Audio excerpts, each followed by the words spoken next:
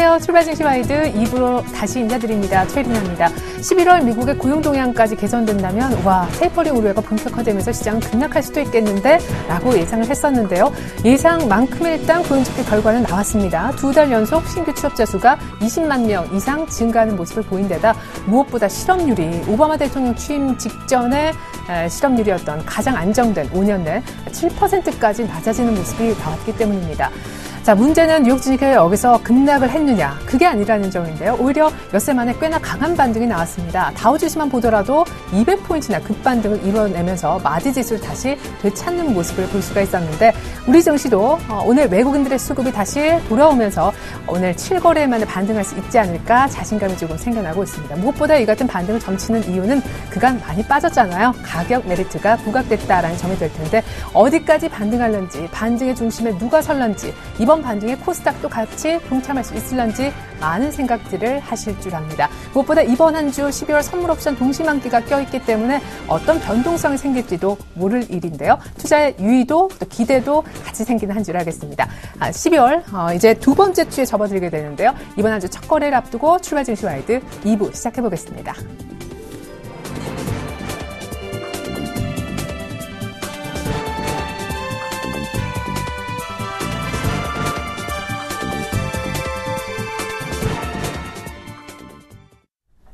리뷰 앤 프리뷰 시간입니다. 지난주 금요일 1980선에서 턱걸이했던 장 기억하시죠?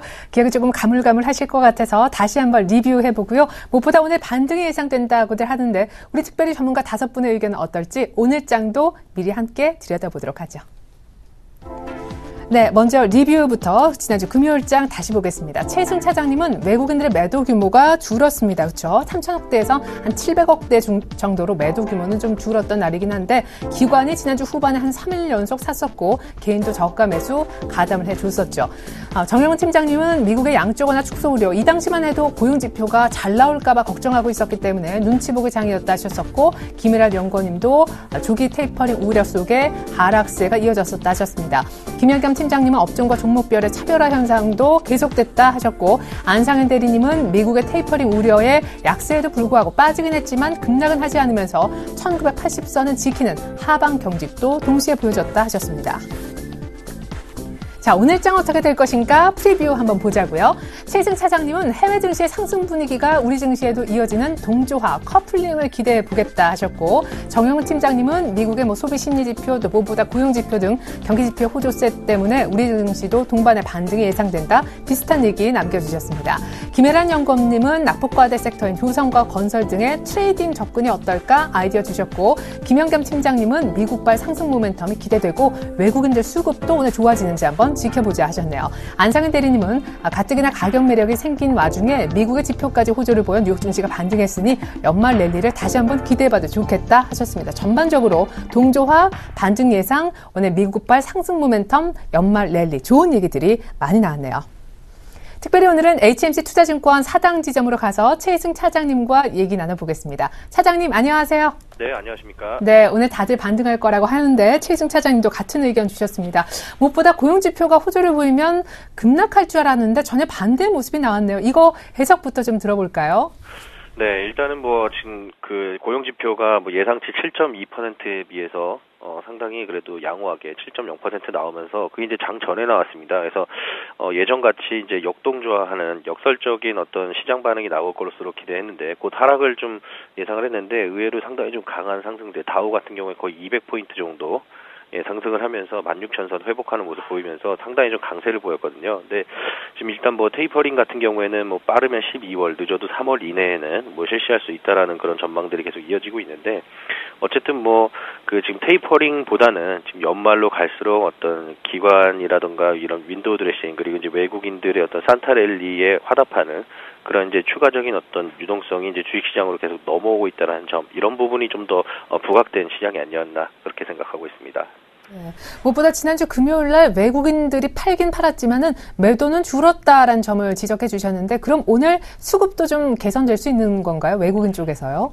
네, 지난주 금요일장 같은 경우에는 외국인들은 4거래일 연속 매도 이어갔는데 매도폭이 상당히 좀 감소를 했고요. 기관 같은 경우 연기금이 1,000억 매수가 들어왔고 개인들도 한 300억 정도 순매수가 들어와 주면서 사실 뭐 종가가 사실 거의 저가 수준에 끝나면서 사실 오늘 추가 하락도 기술적으로 봤을 때는 좀 예상해 볼 수 있는 부분이 있지만은 어쨌든 뭐 해외 시장 전반적으로 뭐 미주 그 아메리카 대륙 쪽뿐만 아니라 유럽 시장까지도 상승을 해주면서 전반적인 글로벌 증시 자체는 좀 분위기가 좀 상방 쪽으로 계속 가고 있다.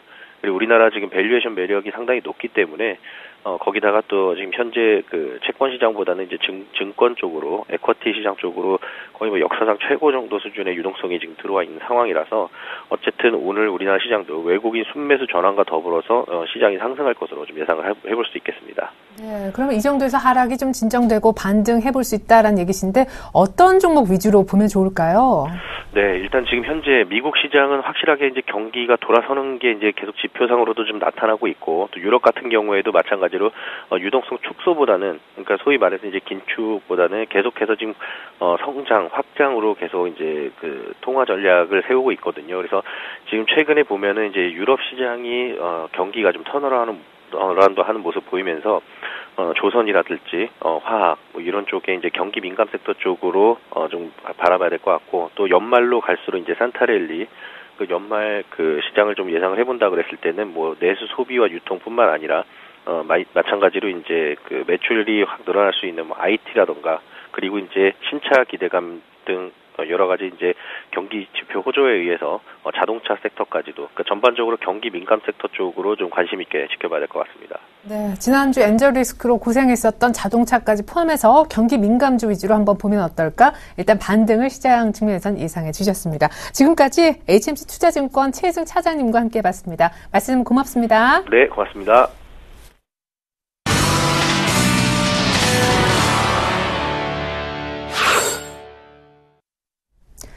넘버원에게 듣는다 시간이 돌아왔습니다. 오늘은 샘플러스 남은우 멘토님과 함께 해보겠습니다. 멘토님 안녕하세요. 안녕하십니까. 네, 12월 산타랠리 얘기가 자취를 감췄습니다. 미국 경제지표가 호조를 연일 보이자 테이퍼링 우려가 부각됐기 때문인데 고용지표가 호조를 보이면서 결정타가 될 줄 알았는데 급락은커녕 뉴욕 증시 반등이 나와서 오늘 우리 장 반등이 예상된다라고들 앞서 많은 얘기들이 있었습니다. 우리 멘토님께서도 그렇게 보시는지 2000포인트의 강력한 저항대에 대한 의견은 어떠신지 궁금하고요. 무엇보다 많은 개인분들이 투자하고 계실 코스닥 전망도 같이 좀 들어볼 수 있었으면 하네요. 알겠습니다. 자, 제가 계속해서 지난달부터 말씀해 드렸던 것은 지수가 갈 수 없다. 2000포인트, 2000이라는 숫자는 의미가 없다. 이렇게 말씀해 드렸고요. 그래서 2000포인트 지지가 되느냐, 아니면 저항이 되느냐, 이런 부분은 사실 큰 의미가 없다고 봅니다. 그래서 경제지표와 주요 지표를 가지고 순간적으로 2450포인트 올라갈 수 있을지언정, 그 지표는 모두 다 반납을 하고 1차 1980, 그리고 2차 1950 정도까지는 밀려야지 지표 대비 정상적인 포인트다 이렇게 말씀해 드렸었거든요. 그래서 지난주 1980이 왔었고요.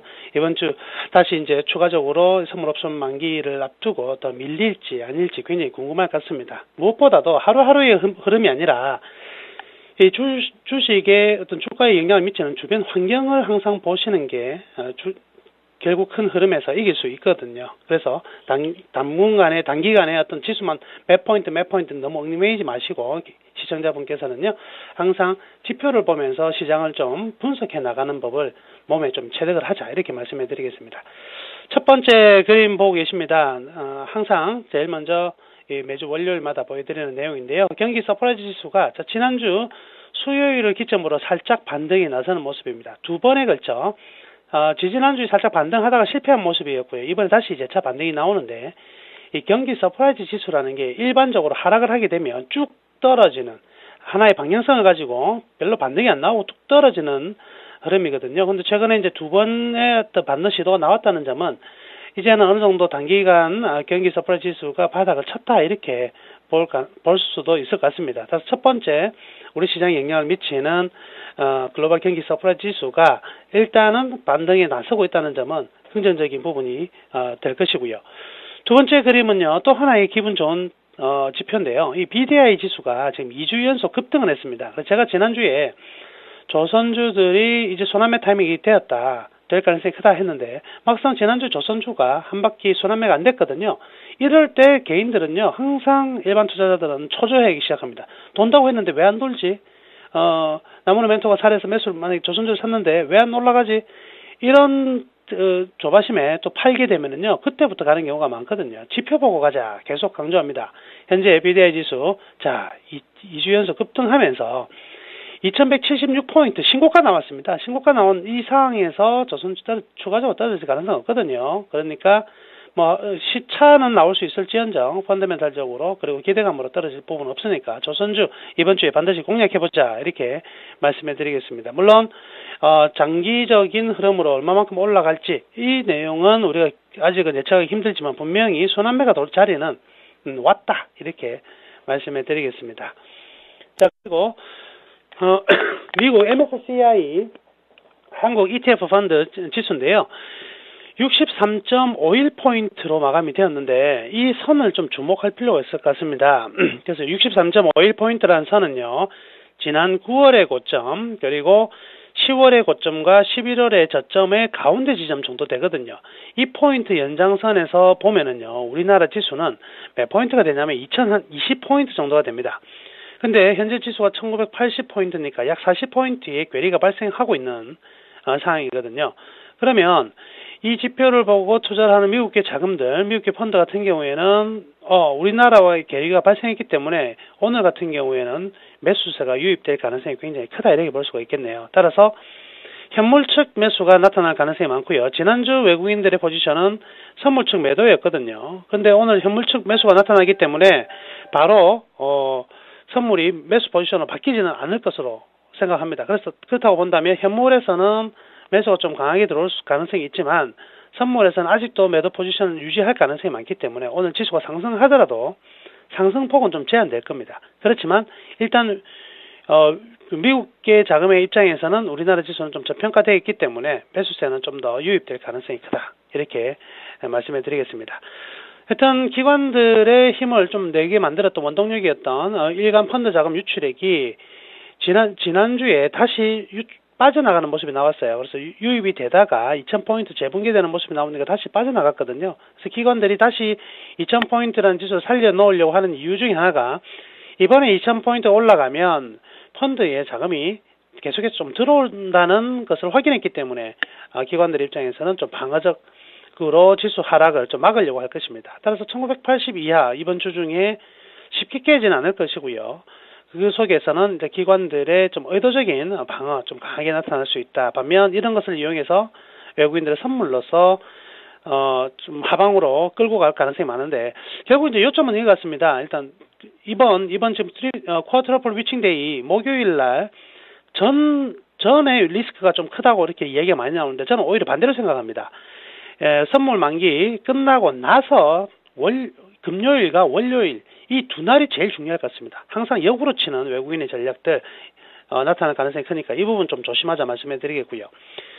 지수는 일단 지금 상승 추세는 계속 유지하고 있는 상황이지만 다시 한번 이 마지막 이 하단 추세를 좀 테스트할 가능성이 좀 높은 것 같습니다. 그래서 저는 말씀해 드리는 부분은 이번 주는 전강 후약이 될 가능성이 많다. 그래서 주초는 강세를 보일 가능성이 많겠지만 오히려 뒤로 밀려나가면서 주 후반기에는 좀 떨어질 가능성이 있으니까 이 전강, 즉 지금의 지수에서 뭐 2030포인트로 올라간다면 또 한 번 종목들을 매도를 쳐주고 새로운 내년 큰 장을 보고 자리를 만들어내는 게 좋을 것 같습니다.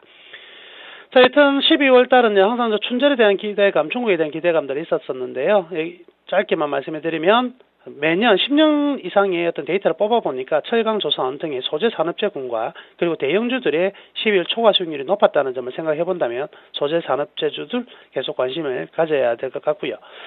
코스닥은 아직은요 수급의 흐름이 좀 좋지 않습니다. 그래서 코스닥은 현재 테마만 남아 있는 상황이거든요. 그래서 요즘 비트코인이라든지 뭐 3D 프린터 이런 테마들만 있는 상황이니까 단기적으로 이 일반 개인 투자자분들이 접근해가지고 코스닥 수익 낼 수 있는 기간은 아닙니다. 그래서 코스닥 투자는 아주 저평가를 가지고 장기적으로 보는 투자이든지 아니면 여튼 최대 투자 금액의 한 1-20% 선만 유지하는 게 맞다 이렇게 말씀해 드리겠습니다. 종합적으로 이번 주는요 관심을 가져야 될 업종은 금융주 그리고 조선 그리고 자동차 굉장히 많이 떨어졌는데요. 자동차 관심 가지셔야 될 것 같고요. 철강주 정도가 지금 탑픽으로 꼽을 수 있는 업종이다. 이렇게 말씀을 드리면서 정리하겠습니다. 네, 특별히 조선주 생각보다 한 발짝 늦게 아마 시동이 걸릴 것 같다. 이번 주에 반드시 공략해야 될 섹터로 꼽아주셨고, 선물옵션 동시만기 이후의 시장이 좋아질 것이다 라는 전문가들의 얘기들이 많지만 올해 역발상으로 목, 금이 좀 유의가 필요한 구간이 될 수도 있다라고 주의를 또 당부의 말씀을 통해서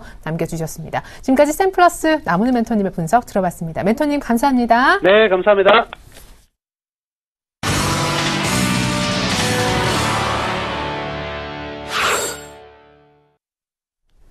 열려라 수급 터져라 거래량 시간입니다. 지난 한 주 거래 대금이 3조 원대 계속 머물렀었다고 하는데 수급 특징주 보면서 외국인 기관 그렇게 조용한 가운데서도 어떤 종목들 위주로 매매했는지 보도록 하겠습니다. IBK 투자증권 박성원 차장님과 함께하고 있습니다. 차장님 안녕하세요. 안녕하세요. 네, 지난주 수급 특징주 표부터 확인해 보겠습니다.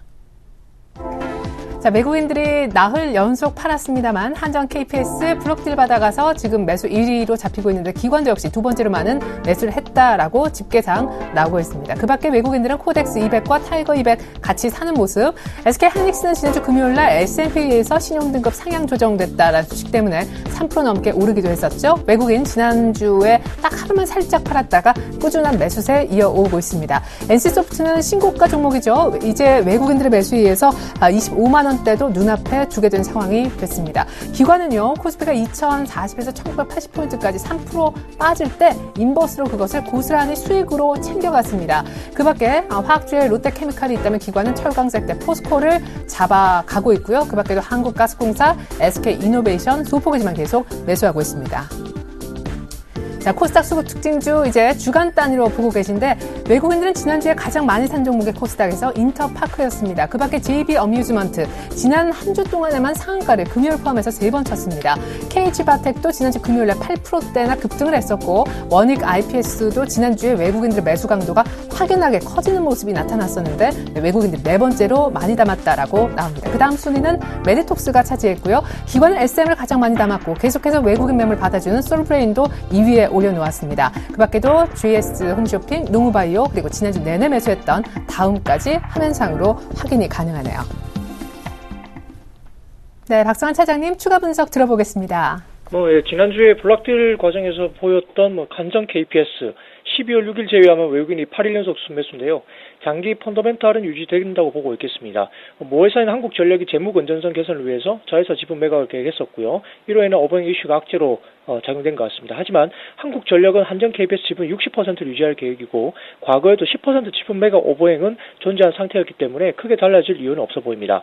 투자 포인트로는 첫 번째 장기적으로 국내 매출 성장은 설비와 물가 상승률 반영해서 7에서 10% 예상되고 있고 해외 매출은 2014년부터 아랍에미레이트 원전 시운전이 반영되면서 30% 이상 고성장이 전망되고 있습니다.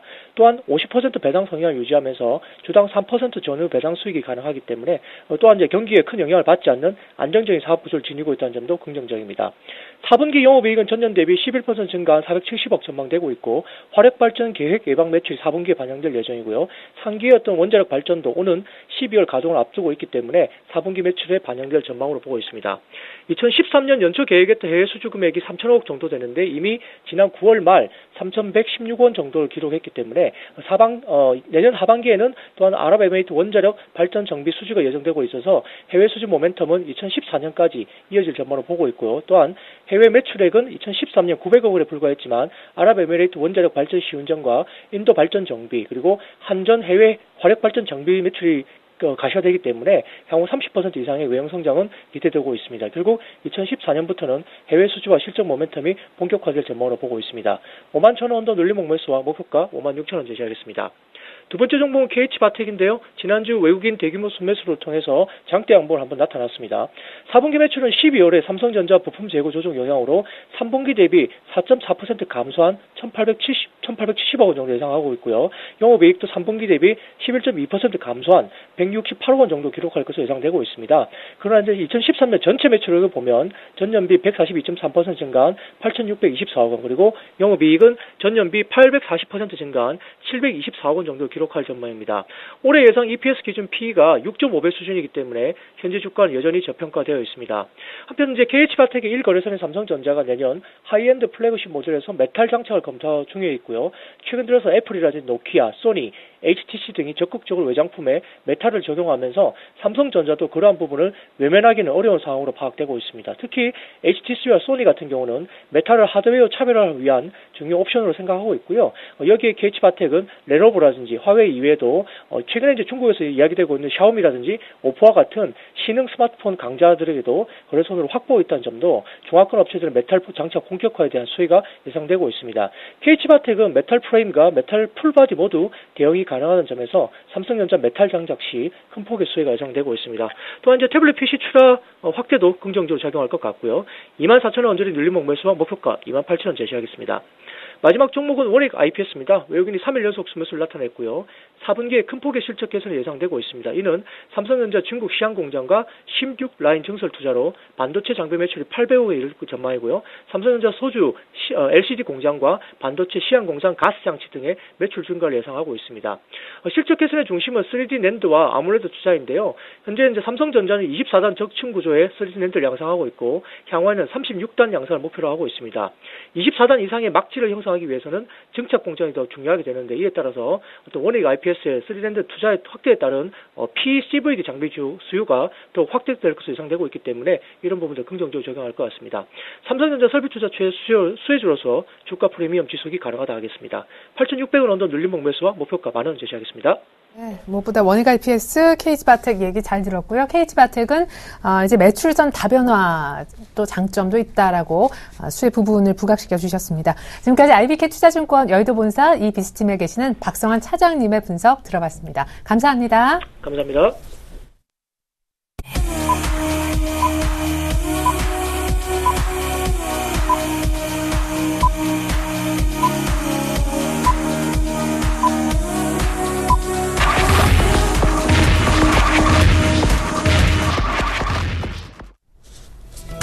(12월 9일) 월요일 우리장 열렸습니다. 뉴욕 증시가 고용지표 호조에도 불구하고 테이퍼링 우울에 급락하지 않고 오히려 많이 빠졌다라는 분석 속에 또 연내 테이퍼링 시기가 사실 도래하기는 어렵다라는 분석 속에 되려 급반등을 해냈습니다. 우리 증시도 지난주 내내 빠졌고 사실상 그 지난주 금요일서부터 엿새 연속 하락해 1980선까지 밀려온 상황이라 오늘 같이 뉴욕 증시와 함께 반등할 공산이 크다라고 하는데 과연 반등 폭은 어느 정도이며 외국인들의 수급은 정말로 개선될 것인지 12월 동시만기를 앞두고 있는 상황에서 말이죠. 먼저 출발 상황부터 알아보도록 하겠습니다.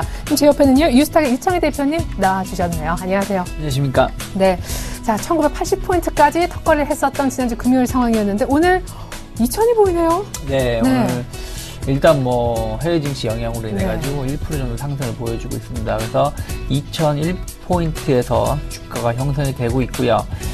이제 우리가 이제 기술적으로 좀 본다라면은 일단 21선 아래에서 갭상승이 나온 상황에서 낙폭 과대에 따른 기술적 반등이 1차 나오는 거라 보시면 될 것 같아요. 중요한 거는 이게 갭상승이 1% 나온 상황에서 추가적으로 상승세를 보여주면서 마감이 돼야지 우리가 조금 더 향후 시장에 대해서 긍정적으로 평가할 수 있는데 이게 이제 갭상승 나오고 나서 다시 상승폭을 좀 줄이면서 약간 소음봉이 됐든 어쨌든 음도지가 됐든 약간 음봉으로 차트 일봉상으로 마감이 된다라면은 시장 자체가 아직은 뭔가는 좀 시장 자체가 100% 불안감이 해소되지 않았다. 심리적으로 위축되고 있다는 것을 보여주는 것이기 때문에 오늘 주가가 몇 포인트 오르는 게 중요한 게 아니라 어찌됐든 갭 상승을 유지하면서 양도지가 됐든 양봉이 됐든 소위 양봉이 됐든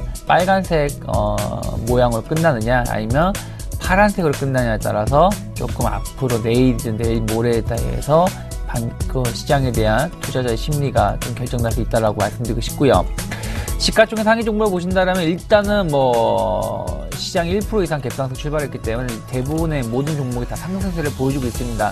삼성전자가 1.4% 정도 상승세를 보여주고 있고 현대차, 포스코, 현대모비스, 삼성생명 모두 할 거 없이 1%대 상승을 보여주고 있고요. 한국전력이 그동안 좀 많이 빠졌던 가운데 2%대 강등을 보여주고 있다는 점은 좀 고무적이라고 생각을 하고 있고요.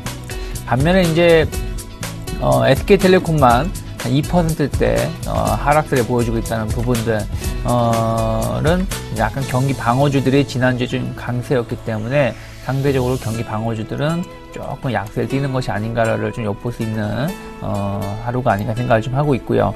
일단은 뭐 코스피 자체는 나쁘지 않다라고 말씀드리고 싶고요. 코스닥 시장은 상대적으로 좀 약하게 출발을 하고 있습니다. 왜 그러냐면은 지난주에 어찌됐든 목요일 금요일 코스닥은 뭐 오른 건 없었지만은 결국은 빠지지 않았다는 부분들, 그리고 약간의 510포인트 21선에 대한 부담감이 좀 작용하고 있다는 거. 그래도 코스닥은 갭상승이 21선 위에서 시작이 됐다는 부분들, 추가적인 상승이 열려 있을 수 있다 생각을 하고 있고요.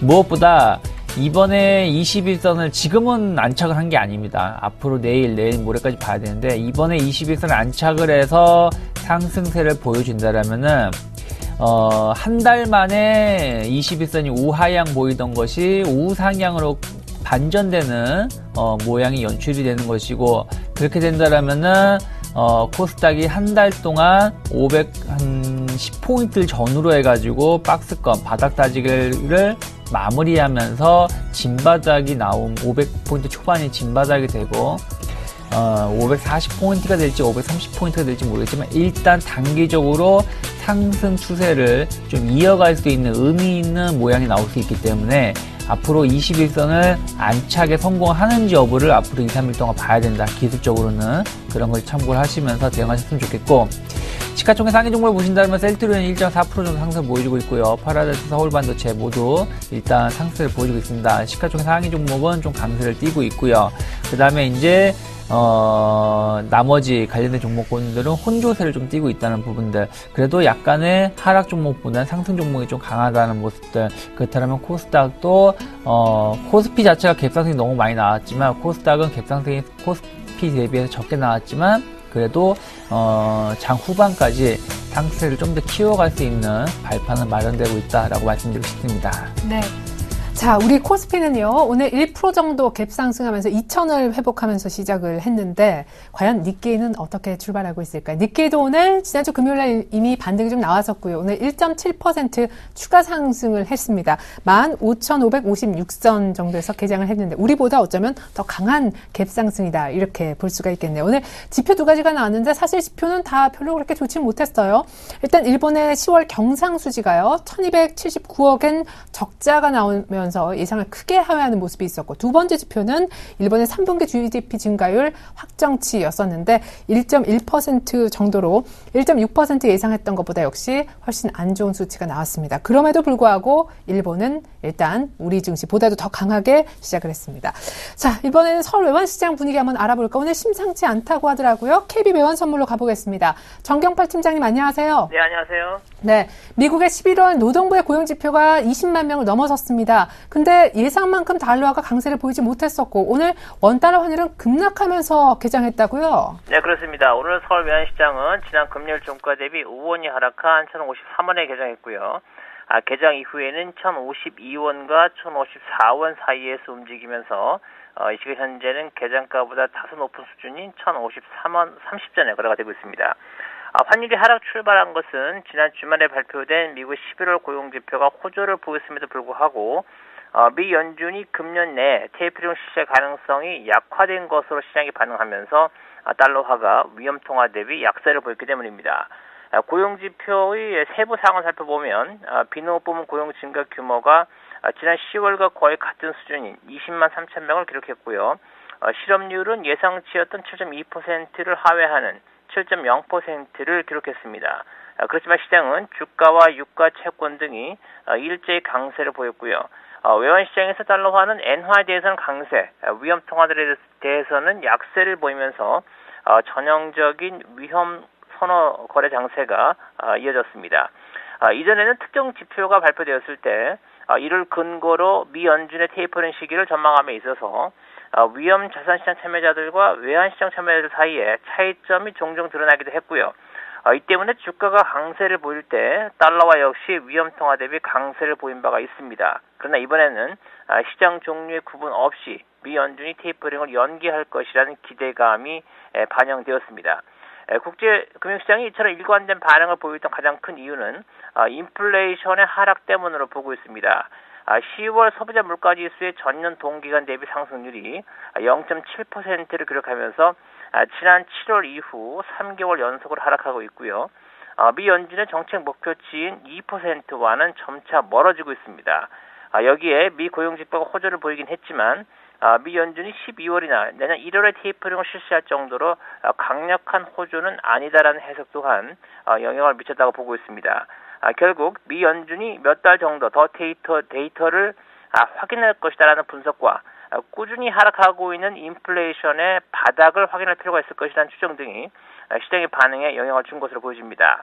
이 때문에 고용지표가 발표된 직후에는 약 5분 정도 달러화가 전통화 대비 강세를 보였습니다만 시장 참여자들이 물가지수까지 확인한 이후에는 달러화가 엔화에 대해서는 여전히 강세를 이어갔지만 나머지 위험통화들에 대해서는 급락세를 보이는 등 외환시장에서의 위험거래 선호 장세가 이어졌습니다. 이러한 배경에서 달러원은 지난 주말 뉴욕 여고의 시장에서 1,055원 25전, 현물 환율로 환산해서 1,053원 15전까지 하락했고요. 이로 인해서 여고의 시장에서 이미 연 저점이 갱신되었다고 보겠습니다. 오늘 서울시장에서는 이러한 대외적인 환경을 의식한 달러 매도 심리와 당국 간의 개입 경계심이 서로 충돌할 것으로 보이고요. 1,050원 초반대 중심의 장세가 이어지겠습니다. 네, 무엇보다 고용지표가 호조를 보였는데도 달러화가 별로 강하지 못했던 이유에 대해서 잘 들어봤고요. 인플레 때문이었다라는 얘기 잘 들었습니다. 오늘 원달러 환율은 의외로 급락하면서 연저점을 경신했다라는 분석도 감사했습니다. 지금까지 KB 외환선물 정경팔 팀장님의 말씀 들어봤습니다. 고맙습니다. 네, 감사합니다.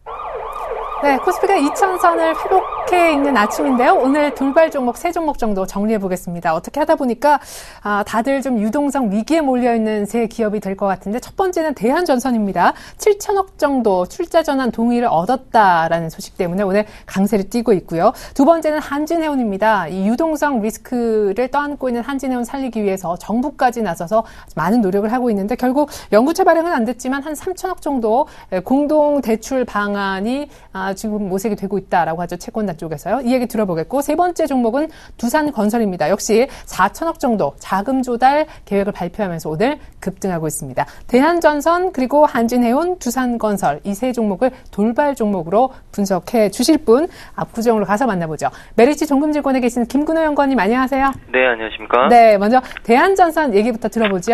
네, 일단 대한전선 7천억 출자 전환 동의로 좀 매각이 본격화될 것이다라는 소식에 좀 강세를 보여주고 있는데요.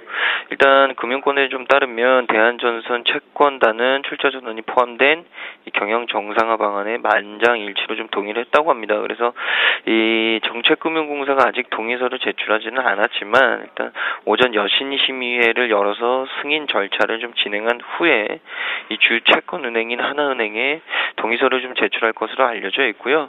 정책금융공사가 동의서를 좀 제출을 하면 11개 채권단 은행이 만장일치로 동의를 하게 됨으로써 이 출자 전환 등의 경영 정상화 방안이 본격적으로 좀 시행이 될 것으로 예상들을 하고 있습니다. 그러니까 물론 정책금융공사가 아직 동의서는 제출을 안 했지만 심의를 거쳐서 이 동의서를 좀 제출을 할 것으로 예상들을 하고 있고요. 이미 이 정책정금공을 제외한 대부분의 주 채권은행들이 동의를 했습니다. 그러니까 동의에는 큰 문제는 없을 거라고 시장은 좀 보고 있는 것 같고요. 일단 출자 전환이 되면 일단 경영 정상화 방안 그리고 재무 구조를 좀 개선할 수 있는 길이 좀 열리게 된다는 거죠. 그러면 거기서 끝이냐 그게 아니라 일단 재무 구조를 개선을 하고 최종 단계는 역시나 이 매각 절차입니다. 그래서 매각 절차에 좀 착수할 계획이라고 좀 알려지면서 오늘 굉장히 좀 강한 모습을 좀 보여주고 있는데요. 일단 오늘 고가가 11.7% 정도 2,800원대까지 올라갔다가 지금 좀 내려오는 모습을 좀 보여주는데 중요한 것은 2,800 전고점이 30원입니다. 그러니까 2,900원, 3,000원대를 좀 안착을 시켜줘야 추가적인 상승은 좀 가능해 보이는데 일단 윗꼬리에 대한 모양에 대한 공방들이 좀 나올 수 있는 가격대가 역시나 2,700원에서 2,800원대 가격이라는 말씀을 좀 드리고 싶고요. 2,900원, 3,000원대 가격을 봐야지 좀 안정적으로 상승할 수 있는 부분에 좀 표를 던질 수 있다. 아직까지는 여기서도 올라갈 수 있느냐 이 부분은 다시 한번 좀 모멘텀이 나와야 될 가능성이 좀 있다라는 말씀을 좀 전해드리고 싶습니다. 그래서 뭐 대한전선 이제 다 끝난 거 아니야? 좀 한번 사볼까? 이런 생각을 가지시는 분들은 지금은 아닌 것 같고요. 뭐 음봉 정도 하나 나온 한 2,500원대 이하에서 좀 사시라는 말씀을 관심을 가지시라는 말씀을 제가 좀 드리고 싶고요. 두 번째 종목은 한진해운입니다.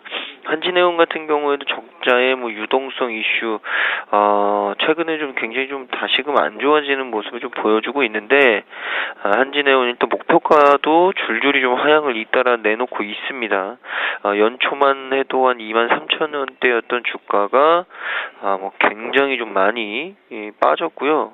지금 수준은 뭐 엄청나게 좀 고점 대비해서 굉장히 좀 특히나 연초 대비해서도 굉장히 좀 많이 조정을 받았습니다. 연초에 한진해운 제가 잘못 말씀을 드렸네요. 한진해운 같은 경우 연초에 한 13,000원대 가격이었는데 지금 뭐 5,000원대 가격을 왔다 갔다 하고 있는 모습을 좀 보면 굉장히 좀 조정폭이 컸다라는 말씀을 좀 드리고 싶고요. 일단 이 한진해운 같은 경우도 이 적자 부문, 컨테이너 사업 부문 최근 중국발 컨테이너 운임 지수가 좀 상승함으로써 소폭의 어떤 적자를 좀 나타낼 것이고요. 이 벌크 사업 부문의 실적에 따라서 적자 규모가 달라질 수 있다. 규모가 달라지는 것이지 적자가 흑자로 돌아서는 것은 아니다라는 부분에 투자자들이 좀 심리가 위축된 것 같다라는 부분을 좀 말씀드리고 싶고, 이 컨테이너 운임이 TEU당 1,210달러 정도는 돼야 이 한진해운의 BEP, 즉 손익분기점에 이를 것으로 좀 분석들이 되는데, 현재 컨테이너 운임이 TEU당 1,190달러입니다. 그러니까 BEP 수준이 되는 TEU당 달러 가격이 아직까지 한 100달러 정도, 한 20달러 정도 TEU당 좀 모자르고 있다라는 얘기를 좀 말씀드리고 싶습니다. 그래서 이 부분이 계속적으로 좀 해결이 안 된다면 이 컨테이너 부분에서 흑자로 좀 돌아설 수 있는 부분이 아직까지는 확인이 안 된다라는 말씀을 좀 드리고요. 이 유동성 이슈 부분은 일단 4억 달러의 연구체 발행 이 계획이 있었는데 아직까지는 좀 답보 상태에 머물러 있다고 합니다. 그리고 이 부산 신항만은 지난 6월 계약으로 5년간 매각이 일단 불가능하고요. 그러니까 당장에 부산 신항만을 가지고 현금화할 수 있는 부분은 분명히 아니다라는 말씀. 그리고 12월 내 상환해야 할 CP, 즉 기업업이 한 850억 규모 정도 된다고 좀 설명이 됩니다. 결국에는 단기에도 굉장히 좀 나가야 될 돈들이 굉장히 많다라는 말씀을 좀 드리고 싶고요. 그럼 나가야 될 돈이 많으면 결국에는 현금화를 시킬 수 있는 자산이 많아야 되는데 결국에 그 부분도 당장에는 크게 보이지 않는다. 그러면 실적으로 좀 메꿀 수 있느냐, 그 부분도 분명히 아니라는 얘기를 좀 드리고 싶습니다. 그래서 조금은 당분간은 좀 힘들어질 수 있는, 그러나 주가는 어느 정도 좀 반영이 됐다 라는 생각은 들고요. 뭐 5,000원대에서 6,000원대 가격대를 계속적으로 좀 횡보할 수밖에 없는 상황이 아닐까라는 말씀을 좀 드리고 싶습니다. 그래서 유동성 위기 해소 그리고 긍정적인 영업 환경의 조성 여부, 이 부분이 명확해져야지만 현 수준에서 좀 주가가 반등할 수 있다 라는 말씀을 좀 드리고요. 마지막 종목은 두산건설입니다. 두산건설은 일단 4천억 자본 확충 계획, 이 부분이 발표가 되면서 좀 급등을 하는 모습을 좀 보여주고 있는데, 이 두산건설 같은 경우 지난 6일에 재무구조 개선을 위해서 4천억 규모의 제3자 배정 상환 전환 우선주 발행을 결정했다고 공시를 했습니다. 일단 회사 측은 이번에 조달한 자금을 단기 차입금 상환에 좀 사용하겠다라는 계획을 밝혔고요.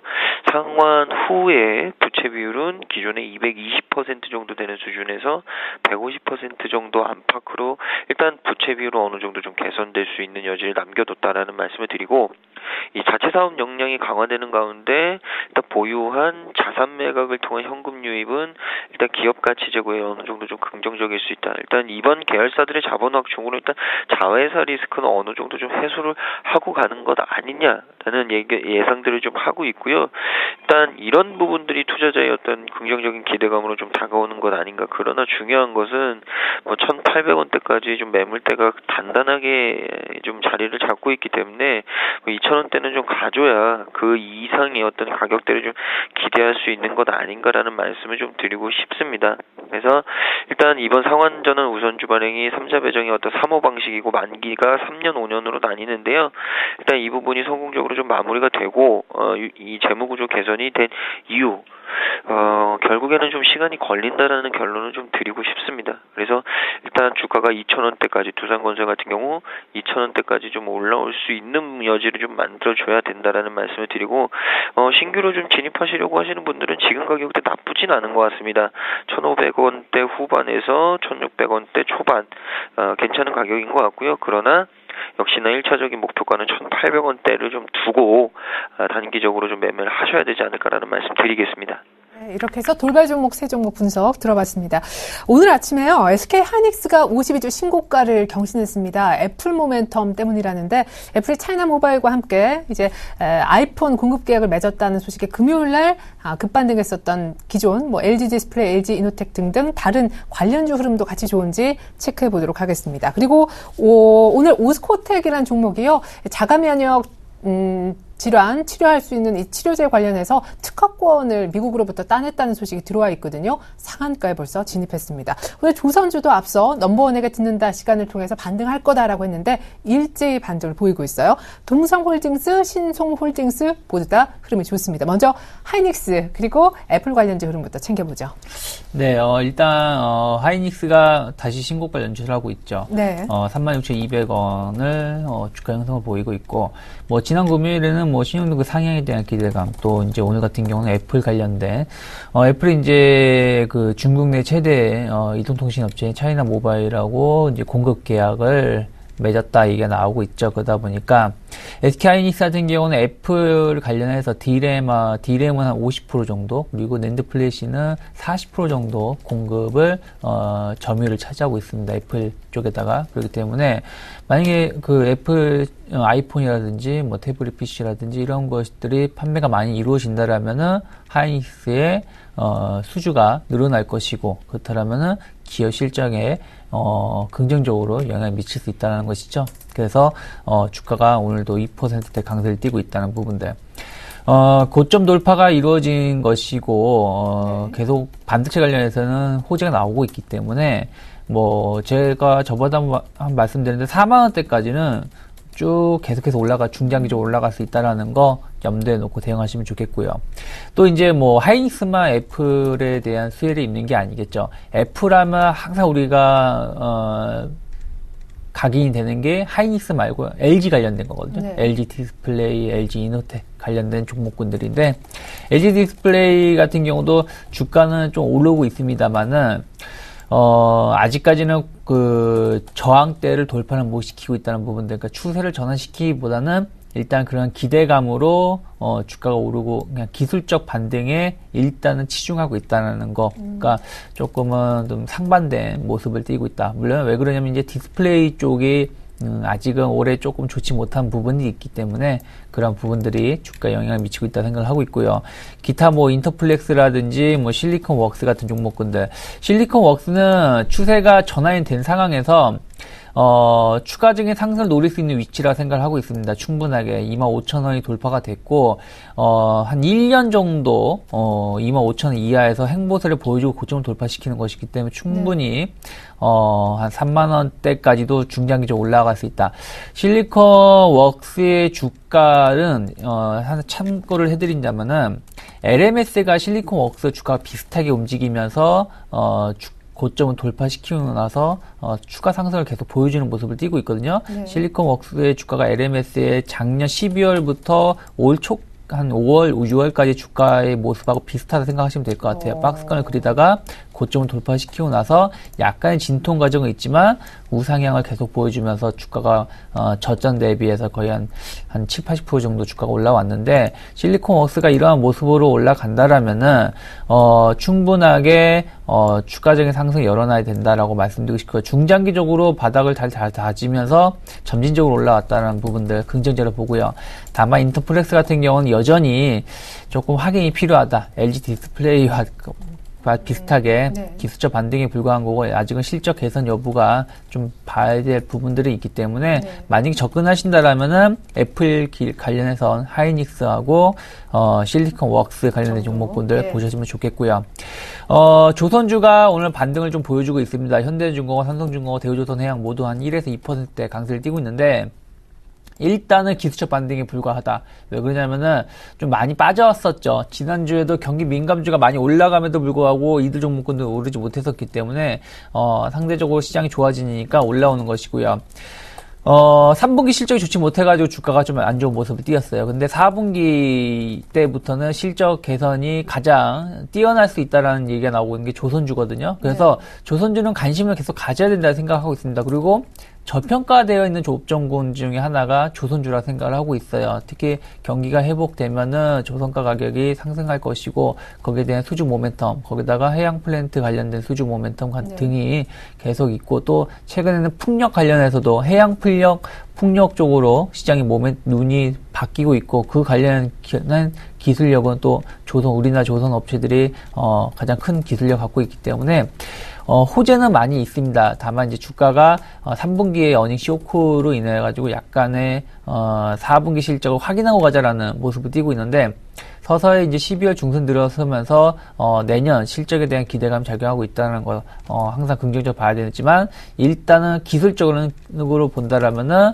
오늘의 상승은 기술적 저가 단기 급락에 대한 반등에 불과하다고 생각하고 있고 조선주를 매매하신다라면 일단 대우조선해양을 탑으로 놓고 대우조선해양, 현대중공업, 그 다음에 삼성중공업 순으로 봐야 된다라고 보고 있고요. 근데 기업의 성장성으로 본다면 삼성중공업을 가장 긍정적으로 보고 있지만 일단 기술적으로 가격적으로 움직임 본다라면은 일단 삼성중공업이 제일 좀 안 좋은 모습을 띄고 있다라는 거 참고하셨으면 좋겠고요. 네.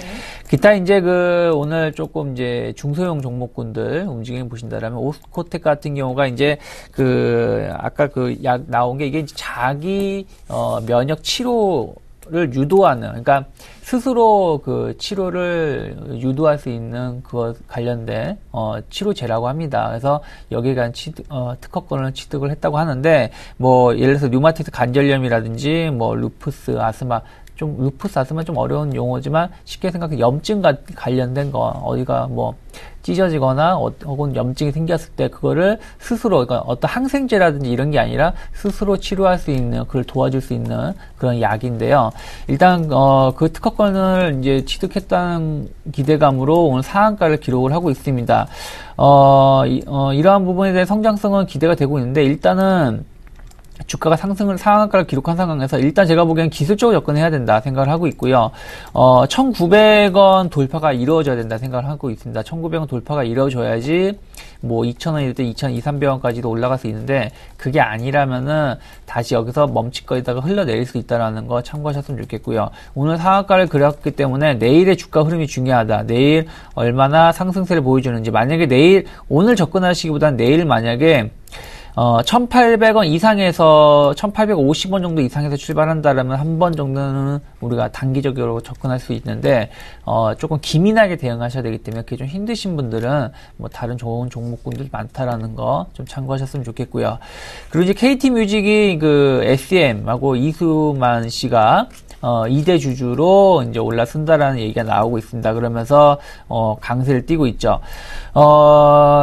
KT뮤직이 4월 달에 급등세를 띄었던 이유 중에 하나가 삼성이 KT뮤직과 손을 잡고 음원 서비스에 진출한다 얘기가 나왔었습니다. 근데 그게 이제 KT뮤직하고 계약이 파기가 되고 소리바다 쪽으로 넘어갔죠. 그러면서 이제 주가가 모멘텀이 없이 그냥 쭉 흘러내려 버렸어요. 흘러내린 다음에 지금 SM하고 이수만의 이제 힘을 얻은 건데 KMP 홀딩스가 이제 주식을 넘긴다고 합니다. 근데 어찌됐든 우리나라 시장이 거의 50% 이상이라 얘기할 수 있겠죠. 50% 이상의 음악 시장을 차지하고 있는 대형 기획사하고 손을 잡았다는 것은 어떤 시너지 효과가 발생할 수 있을 것이라 보고 있어요. 다만 그러한 것들이 어떤 이제 삼성이라든지 어떤 음원 서비스를 하는 업체가 아니라 음악을 만드는 업체이기 때문에 그거에 대한 시너지 효과가 얼마나 클지는 좀 확인이 될 필요는 있다. 다만 기대감은 있지만 이러한 것이 주가에 기업 실적에 엄청나게 영향을 미칠 수 있다라고 말하기에는 조금은 의구심이 있을 수 있다라는 거 좀 확인을 하면서 좀 대응하셨으면 좋겠고요. 그리고 이제 그 동성홀딩스하고 신성홀딩스가 좀 주가가 좀 강세를 띠고 있습니다. 자회사에 대한 실적에 대한 그 지분 가치 대비 저평가에 대한 메리트가 있다라고 얘기가 나오면서 좀 주가가 좀 올라오고 있는데, 동성홀딩스 같은 경우는 이제 상장되지 않은 동성에코어고 제네웨일이라는 회사가 있는데, 동성에코어 같은 경우는 이제 폐타이어를 분해해서 그 관련해서 이제 그 재생하는 기술력을 갖고 있고, 또 제네웨일 같은 경우는 그 유착 그 방지제를 만드는 회사인데 우리나라 국내 점유율 1위라고 합니다. 그리고 기타 동성화학이라든지 동성하이킹 같은 기업군들, 그 자회사들도 실적이 상당히 뭐 개선되고 있는 추세이기 때문에 저평가되어 있다 얘기가 나오고 있습니다. 근데 중요한 거는 동성홀딩스 같은 경우는 거래량이 그렇게 많지 않다는 부분들, 기술적으로는 매물을 돌파시켰기 때문에 충분하게 한 6,500원이나 7,000원대까지 올라갈 수 있는데, 이런 저평가 메리트라는 기대감은 약간 좀 배당의 시즌이 또 앞둔 상황에서도 같이 움직인 경향이 있기 때문에 그런 부분도 염두하셨으면 좋겠고, 신성홀딩스는 이제 신성 그 식품이죠. 근데 최근에 상장된 지 얼마 안 된 상황에서 올라오는 것이기 때문에 단기 낙폭 가대에 따른 반등이다라고 보면서 접근하시자. 다만 이들 종목군들 거래량이 많지 않다라는 거, 한 10만 주 정도 되는 거래량이라면은 썩 그렇게 좋은 유통량이 많은 건 아니기 때문에 매매하실 때 왕창 들어가시기보다는 분할을 접근하시는 게 좋다 생각을 하고 있습니다. 네. 자, 한국전력이 오늘 아침에 시가총액 상위주 가운데 거래소에서 눈에 띕니다. 3%대 중반 상승. 외국인들이 매수 창구에 많이 보여요. 1, 2위 모두 외국계인데 8일 만에 반등이 이루어지고 있습니다. 반등 이루어지는 원인 잠시 후 살펴보고요. 종근당 홀딩스 그리고 종근당 분할 상장한 첫날 둘 다 뭐 하한가 혹은 10% 이상 두 자릿수 급락했었는데 오늘까지 추가로 둘 다 더 밀리고 있습니다. SM이 오늘까지 아주 소폭이지만 계속해서 상승세를 더 이어나가고 있고요. 위메이드 포함해서 모바일 게임 특별히 오늘 조이맥스, 조이시티, 조이맥스가 6%대나 급등하고 있는데 중국 특별히 해외 시장 쪽에 대한 기대감이 이 모바일 게임즈 다시 좀 살아나는 듯한 모습입니다. 현대홈쇼핑도 재차 신고가를 내고 있고 안철수 테마 가운데 오늘 동양 P&F가 또 눈길을 끕니다. 신당 창당 공식화 이후에 첫 영입 인사 발표 소식도 있었었는데 동양 P&F 중심으로 안철수 테마도 살짝 들여다보면 어떨까 싶습니다. 자, 먼저 한국전력부터 분석 들어보기 위해서 저희 압구정으로 다시 한번 나가보겠습니다. 연구원님. 네, 일단 한국전력 먼저 말씀을 드리면 오늘 일단 시장 상황이 제일 주요했던 것 같고요. 거기다 플러스 이제 내년도에 중요한 게 내년도에 실적이 좀 개선될 수 있다, 영업이익이 좀 증가될 수 있다라는 얘기들이 좀 나오고 있습니다. 이트레이드 증권에서 좀 보고서가 나오면서 오늘 좀 좋은 상승폭을 좀 보여주는 것 같은데요. 일단 한국전력에 대해서 이 발전 중단된 원전의 어떤 재가동 및 건설 중인 이 원전의 내년 가동으로 영업이익이 상승할 것이다 라는 얘기를 좀 나왔고요. 현재 고리 1호기와 한비 3호기가 재가동을 시작을 했고, 이 건설 중인 신월성 2호기 그리고 신고리 3호기는 2014년도 가동이 예정돼 있다고 합니다. 거기다가 또 이 전기요금 인상률의 5.4%에 이어 한국전력의 원전 가동률 10% 상승이 좀 반영되면 결국에는 2014년 영업이익은 최대 5조가 넘는 수준까지 좀 증가할 것이다 라는 얘기들이 좀 나오고 있다라는 말씀을 좀 드립니다. 그래서 결국에는 중요한 거는 뭐 종목은 실적을 좀 따라가는 것 아닌가라는 말씀을 좀 드리고요. 원전 가동률 5% 상승, 모환율 그리고 원재료 가격의 변동폭이 크지 않다라고 보수적으로 좀 가정을 할 때 내년 BPS 기준으로 했을 때는 일단 어느 정도 좀 상향할 수 있다. 이 부분을 좀 다시 한번 말씀드리고요. 일단 주가는 그래도 다시금 지금 수준으로 왔다라고 한다면 32,000원대, 결국에는 또 33,000원대까지의 가격 트랙이 좀 나올 수 있을 것이라고 좀 보여집니다. 그래서 33,000원이면 결국엔 또 전고점에 대한 트라이가 다시 한번 좀 가능하지 않을까 있다라는 말씀을 좀 드립니다라는 얘기 드리고요. 종근당 홀딩스 같은 경우 종근당 일단 뭐 분할 상장하고 이틀째 좀 동반적으로 하락을 하고 있는데 일단 주가 하락으로 매력이 오히려 높아졌다라는 얘기들을 좀 많이들 하고 있습니다. 근데 일단은 한 이틀 정도 양세를 보였으니까 너무 좀 섣부른 접근은 좀 힘들 것 같고요. 종근당 신규 상장 후에 코스피 200 지수에서 좀 종근당이 제외가 되면서 주가가 좀 하락을 했는데 지금 수준 PER 12.7배, 제약주가 12.7배라고 하는 것은 사실 개인적으로는 좀 용납은 안 됩니다. 보통 제약주가 그래도 20배 가까이는 보통 가기 때문에 뭐 많으면 30배까지요. 밸류에이션적인 매력은 충분히 있다는데 심리적으로 좀 지금이 조금 밀릴 수준이라고 한다면 한 44,000원대 가격대는 좀 사볼 수 있는 것 아닌가라는 얘기를 좀 드립니다. 그리고 세 번째 SM 같은 경우에는 뭐 최근에 굉장히 좀 주가가 견조하게 잘 오르는 모습을 좀 보여주고 있는데 뭐 중국 쪽에서 좀 좋은 이슈들이 나오는 것 같고요. 엑소가 이 12월의 기적이라는 이 발매되는 이 앨범 이 한국어반이 한 24만 장이 좀 넘고요. 중국어반이 15만 장, 선주문 수량만 40만 장이 됐다고 합니다. 그래서 엑소의 앨범이 굉장히 좀 많은 인기를 좀 이어가고 있는 것 아닌가라는 생각이 좀 들고 결국에는 이 엑소의 모멘텀과 음반 판매에 대한 부분이 계속적으로 좀 증가될 가능성, 특히나 중국 공략이 계속적으로 좀 잘 이루어지고 있는 것 아닌가. 이 엑소의 노래 제목이 으르렁인데 주가로 으르렁대고 있다. 뭐 이런 말씀 좀 드리고 싶고요. 위메이드 같은 경우에는 뭐 게임주 중에서는 그래도 제가 봤을 때는 제일 탑픽이 되지 않을 거라는 말씀을 좀 드리고 싶습니다. 컴투스 게임비보다 오히려 위메이드가 모바일 게임주 중에서는 그래도 괜찮지 않나. 해외 쪽에서도 가장 실적을 좀 잘 가져갈 수 있는 회사가 아닌가라는 말씀을 드리고 그러나 일단 43,000원대부터 46,000원대까지의 이 저항들이 좀 만만치는 않을 것이다. 그러나 추가 상승에 조금 더 무게를 둬본다라는 말씀을 드리고요. 현대홈쇼핑 같은 경우에는 일단 신고가 가장 큰 이유는 온라인 채널의 어떤 성장세가 지속되고 있다. 이 부분을 좀 말씀을 드리는데 TV, 웹, 모바일 이 세 가지의 이 플랫폼의 어떤 연계성의 강화 그리고 고객 접점의 확대가 결국엔 실적으로 좀 반영이 됐다라는 말씀 드리고요.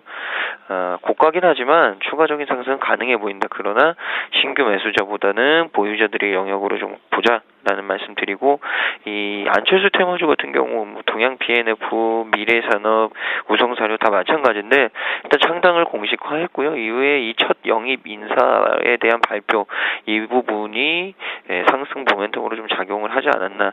일단 새정치추진위원회 공동 위원장 4명을 공개했습니다. 박호근 전 과기부 장관, 윤장현 광주비전 21 이사장, 그리고 민주당의 김효석, 이계한 전 의원들 이 부분이 공개가 됐고 일단 행보를 좀 빠르게 가져가고 있는 모습들을 좀 봤을 때는 뭐 하나의 어떤 정치적인 또 테마가 이루어지는 것 아닌가. 그러나 테마는 항상 테마로 받아들여야지 결국에는 너무 맹신하다가는 좀 다칠 가능성이 있기 때문에 항시 조심하는 매매가 되죠. 오늘 같은 날은 매수하는 날이 아니라 매도하는 날이다라는 말씀 드리겠습니다. 이렇게 해서 종목들 특징주들 살펴봤습니다. 미국의 고용 훈풍 때문에 외국인 기관 전부 다 사고요. 무엇보다 외국인들이 선물옵션 동시만기 접어드는 첫 거래일 날부터 선물을 6거래일 만에 같이 매수해주고 있습니다. 일단 2,000포인트를 갭상승 출발하면서 챙겨놓은 그런 상황인데 여기서 사실은 중요하겠죠. 유 대표님. 네. 일단은 외국인들 수급이 좀 중요하다고 생각을 하고 있습니다. 네. 왜 그러냐면은 우리 2주 전을 돌아간다라면 외국인이 주가가 오르면서 가게 선물을 매수를 잡아줬어요. 그래서 이제 외국인 수급이 돌아오나 생각을 했는데 또 지난주에는 시장이 빠지면서 외국인 선물을 엄청나게 매도가 나오면서 그러면서 유가증권시장도 프로그램 매도가 나오면서 급격히 매도가 반전되면서 다시 외국인 떠나나? 라는 얘기가 나왔던 것이거든요. 그렇다면 우리가 이번 주에 생각해야 될 부분인데 선물 옵션 동시 만기를 앞둔 상황에서 외국인이 어쨌든 매수를 강하게 했다는 얘기는 외국인도 모르겠다는 얘기거든요.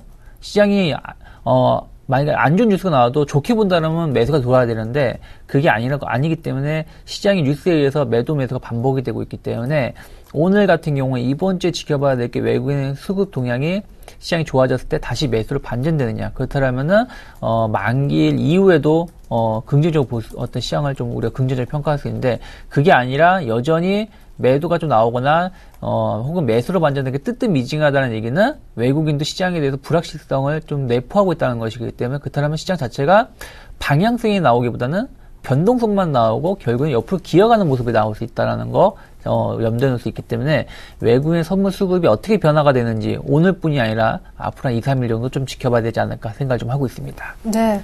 앞서서도 강하게 한번 연속적으로 3일 정도 사다가 팔기 시작했던 외국인 선물이라 오늘 산다고 해서 와 좋다라고만 생각할 것이 아니다라고 하셨습니다. 자, 김근호 연구원님의 한마디도 들어봐야 될 텐데 일단 다시 한번 2천 부근 왔거든요. 여기선 조금 더 비중 확대해도 괜찮을지 언제나 트레이딩 전략을 얘기하셨었잖아요. 네, 일단 제가 지난주부터 한 80에서 70포인트 정도에서는 좀 한번 매수하고 2000포인트에서 2020포인트 근처에서는 좀 한번 매도하자라고 얘기를 했는데 제가 생각했을 때 오늘 사는 날은 분명히 좀 개인적으로 아닌 것 같습니다. 뭐 오늘 외국인도 사고 뭐 선물에서 좀 뭐 매수 포지션도 외국인들이 좀 가지고 가고는 있지만 개인적으로는 저도 유창희 대표님처럼 오늘 뭐 공격적으로 좀 따라붙는 날은 분명히 아닌 것 같다라는 느낌을 굉장히 좀 강하게 받았고요. 오히려 오늘은 좀 비중을 가지고 계신 분들을 좀 축소할 수 있는 날이 돼야 되지 않을까라는 생각을 갖고 있습니다. 그만큼 전 개인적으로는 단기간에 좀 풀리기에는 시장이 완전하게 좀 상승으로 돌아서기에는 조금은 녹록지 않다. 오히려 계속 말씀드렸던 70에서 80포인트에서 2000에서 2020포인트 정도의 박스권이 계속적으로 좀 유효하지 않을까라는 생각을 갖고 있고요. 물론 제 생각이 좀 틀릴 수는 있습니다. 그러나 제 생각은 변함이 없다라는 얘기를 좀 드리고 싶습니다. 그래서 오늘은 신규 매수보다는 분명히 좀 비중을 축소할 수 있는 날이 돼야 된다. 그러니까 제가 오늘 갭이 많이 안 떴으면 사실 이런 말씀을 좀 안 드렸을 텐데 오늘 생각보다 갭이 많이 떴고요. 2000포인트까지 다이렉트로 왔기 때문에 여기서 뭐 20포인트 그러니까 1% 정도 더 본다라고 해서 뭐 종목이 완전하게 좀 달라질 수 있느냐 이 부분은 분명히 좀 아닌 것 같습니다. 그래서 밑에서 사신 부분들은 좀 오늘 수익을 정리를 해 놓으시고 또 음봉을 기다렸다가 또 밑에서 사서 또 장이 한번 올랐을 때 또 한번 익절을 해 놓으시고 이런 식으로 최근에 수익을 좀 차근차근 모아 놓으셔야지 시장에 충격이 있어도 그렇게 크게 다른 투자자들보다 다치지 않는 상황을 연출시킬 수 있습니다. 그만큼 리스크를 좀 그리고 변동성을 좀 관리를 잘 하자라는 말씀 다시 한번 드리겠습니다. 2000포인트를 회복한 이상 이 자리에서 공격적인 매수는 권하고 싶지 않다라고 하셨습니다. 앞서 선물 옵션 동시만기 주간에 접어들었는데 외국인들 선물 오늘 사지만 연속성도 관찰할 필요가 있다라는 조언 같이 들을 수 있었습니다. 지금까지 뉴스타기 유창희 대표님, 메리츠 현금증권 압구정 지점에 계시는 김근호 연구원님의 도움 말씀 들어봤습니다. 두 분 모두 감사합니다. 네, 감사합니다.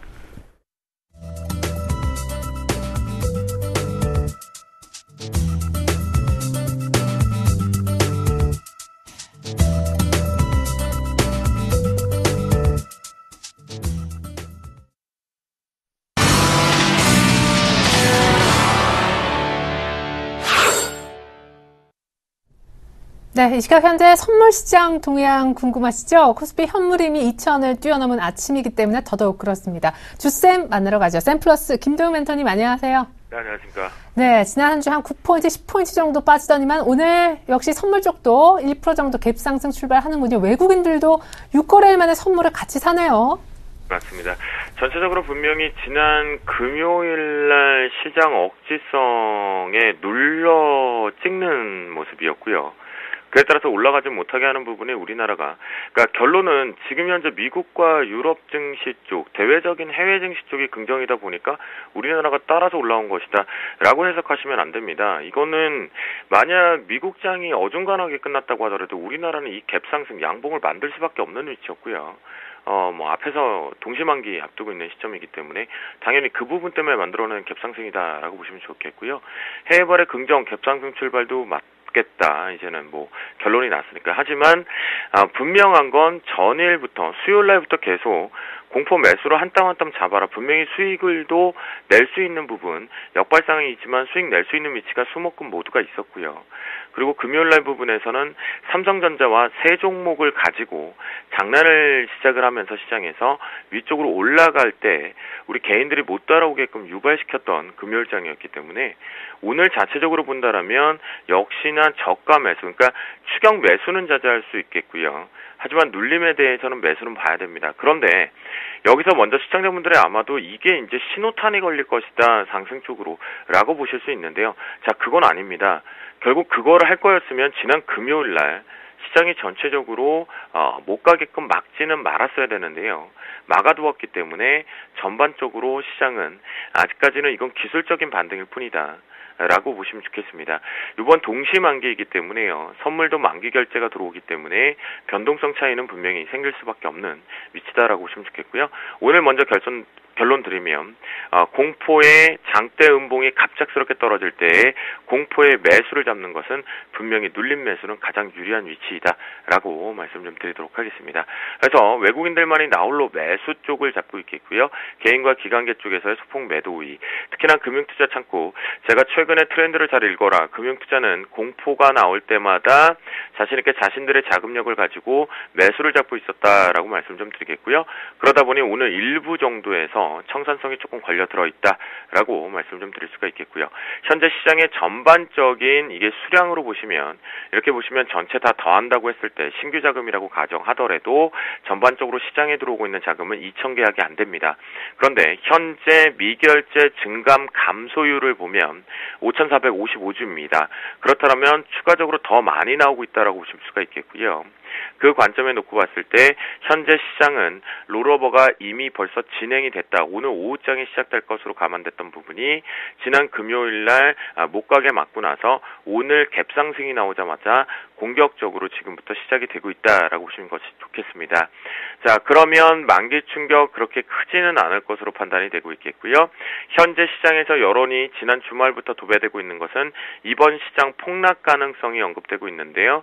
저는 그 폭락 가능성은 아직까지는 징후 없다. 그리고 만기 결제 지수 오늘 오후장에서 결과가 나오지 않을까 싶습니다. 자, 옵션 시장 쪽을 보면요. 개인들만이 상당히 활발한 매수 매도가 거래되고 있는데요.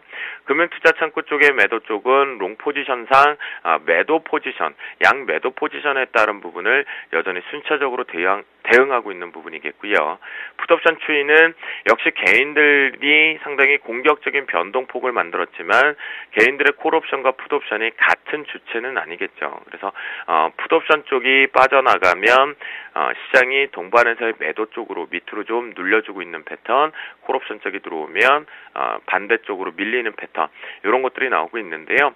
전반적으로 시장의 프로그램 추이도 보면요. 베이시스 상황이 백어 상태에서 들어온 상태에서 어제 금요일날 포지션이 좀 바뀌었습니다. 베이시스 값이 바뀌었다라는 건데요. 그에 따라서 컨텐츠와 백어데이션 상태로 왔다리 갔다리 하지만 상당히 얕은 상황 기준 쪽에서 오늘은 일단 차익과 비차익이 동반해서 매수 드라이브를 좀 잡고 있습니다. 지금 순간적으로 선물 시장이 급속도로 지금 빠지고 있기 때문에 요거는 키높이를 맞추는 과정 중에 하나다라고 보시는 것이 가장 좋겠고요. 우리가 오늘 이제 포지션 쪽으로 놓고 본다라면 이 외국인들의 매수 포지션이 확대가 된다라면 역시나 자신 있게 눌린 매수 그걸 보자라고 말씀을 좀 드립니다. 전체적으로 지금 이제 마지막 쪽으로 좀 보면 선물 신호등의 모양에서도 이 부분에서 확정치가 나오면서 이 갭을 메꾸는 작업에서 이제 동반 쪽으로 밑으로 지금 순간적으로 내려왔는데요. 그만큼 이 내려오는 폭이 있기 때문에 공포 매수를 잡을 때는 즉 아래 꼬리를 잡자라고 이런 모양의 아래 꼬리를 잡자 순간적인 내려왔다 아이고 무서워 이 부분을 볼 것이 아니라 꼬리를 잡을 생각을 하시는 것이 가장 현명한 투자자가 된다라고 말씀 좀 드리겠고요. 이런 부분의 추격적인 매수 양봉을 따라잡는 위치는 지금 아닙니다. 그 이유는 뭐냐 하면 현재 추세가 시장이 완전히 상승 쪽으로 전환되었다라고 볼 수가 없기 때문이다라고 말씀을 좀 드립니다. 아시겠죠? 그렇게 판단하시면 좋겠고요. 눌림 공포의 눌림 저가 매수는 계속 잡겠다. 저는 그런 관점으로 말씀 좀 드리고요. 단 오늘 같은 경우는 갭상승이 상당히 크게 나왔기 때문에 현재 264점 중반을 넘어서는 위치에서부터는 매도 스위칭도 조금은 유리한 위치. 하지만 매도는 짧게 보자라고 말씀드리겠습니다. 자, 금일의 황금 라인은요. 263점 여기 95로 설정을 하는데요. 요 부분에 지지력이 나오면서 매수로 스위칭을 할 수 있게끔 잡아두었다가 요 부분을 저항을 맞으면서 여기 캔들이 지금 딱 보시면 두 개의 캔들이 저항을 완벽히 맞았죠. 그리고 나서 이제 쏟아져 내린 템포니까요. 요 가정점을 놓고 본다면 이제 요 부분 정도에서 붙여서 매수도 충분히 잡을 수 있는 부분. 하지만 오늘 여러분께 미리 말씀드리지만 요렇게 먼저 빠지는 폭도 큰 것으로 판단해서는 방망이 다 짧게 잡으시길 바랍니다. 진입은 눈치껏 잽싸게 들어가시지만 수익 실현을 하실 때는 아주 짧게 대응을 하시는 것이 가장 좋은 위치이다라고 말씀을 좀 드리니까요. 전반적으로 여러분들께서 장중에 단기 트레이딩 쪽으로 집중하시면 좋겠고 현재 기준점에서는 역시 저는 공포 매수 지난 수요일부터 자신 있게 말씀드립니다. 수요일 날부터 잡아 끌고 올라온 것들이 계속해서 단가 작업을 해서 수익 구간으로 들어오고 있는 모습들을 포착하시는 것처럼 현재 먼저 선취적인 관점으로 좀 보수적이라고 하더라도 공포 자리는 사야 되는 위치이다라고 현선물 말씀드리도록 하겠습니다. 네, 그렇지만 오늘의 상승이 추가 상승의 신호탄은 아니다 하셨습니다. 눌림 매수자리 오늘 황금 라인 또 잡아주신 거 잘 들었습니다. 샘플러스 김도영 멘토님 고맙습니다. 네, 감사합니다. 네, 미국의 고용 지표가 서프라이즈하게 나왔음에도 불구하고 달러화가 의외로 강세를 보이지 못해서 오늘 달러원은 연저점을 경신해 1,053원이 깨져서 급락하고 있고요. 고용 지표 호소 소식에 수급이 개선되면서 코스피는 갭 상승의 2천을 아침부터 보여줬건만 지금 상승폭을 더 키우지는 못하고요. 2천을 살짝 반납하고 있습니다. 선물 옵션 동시만기 주간을 맞아 첫날부터 외국인들이 선물을 제법 많이 사주긴 하는데 기술적 반등으로 오늘 시장을 보시는 분들이 많이 있었다라는 점도 같이 염두에 두시고 투자하시면 좋겠습니다. 출발 진심하이드 2부 마치겠습니다. 고맙습니다.